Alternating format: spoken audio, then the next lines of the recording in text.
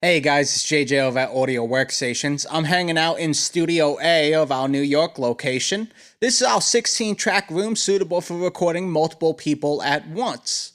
Got an SM58 running into a DBX 576 tube pre and compressor. Today I want to talk to you guys about some different ways you can present your prices to your clients. Now, what I'm not talking about here is how much you should be charging your clients. That's a different conversation you need to have with yourself based upon how much it costs you to provide your services, the value of your studio and you as an engineer, and the market value for studio services in your area. What I am talking about though is how you present those prices. So let's get into the first example, which is charging hourly. An hourly rate is a very common way you'll find engineers charging for their services. And it's pretty cut and dry and nice for the engineer because the math is pretty simple. If you charge X amount per hour and somebody books an 8-hour day with you, okay, they owe you 8 times X, right? So it's nice for the engineer, but the problem comes when you're dealing with new clients, right? So somebody gives you a call and they say, hey, how much for, let's say, 5 songs, right?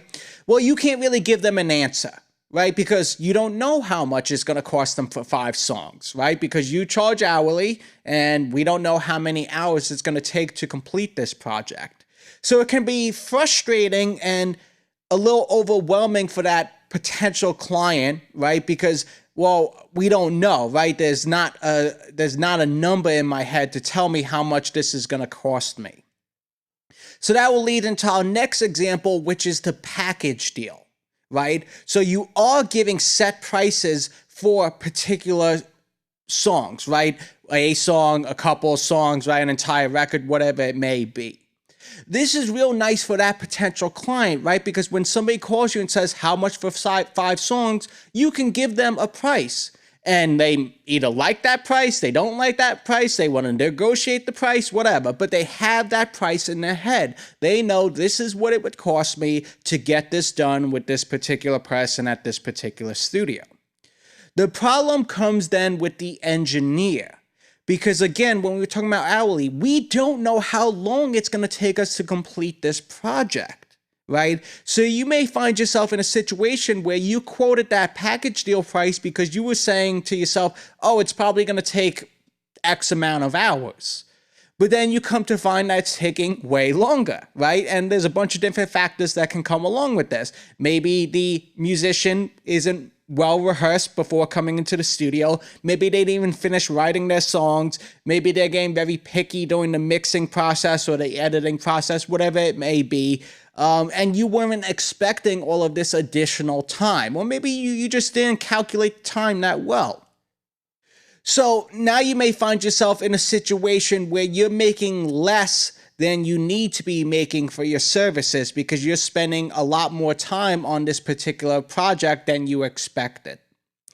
The solution to this is to set strict guidelines along with that package deal. So yes, this is the price for X amount of songs, but this is allowing for X amount of hours. And if we go over this amount of hours, we're going to have to negotiate a separate bill for this, right?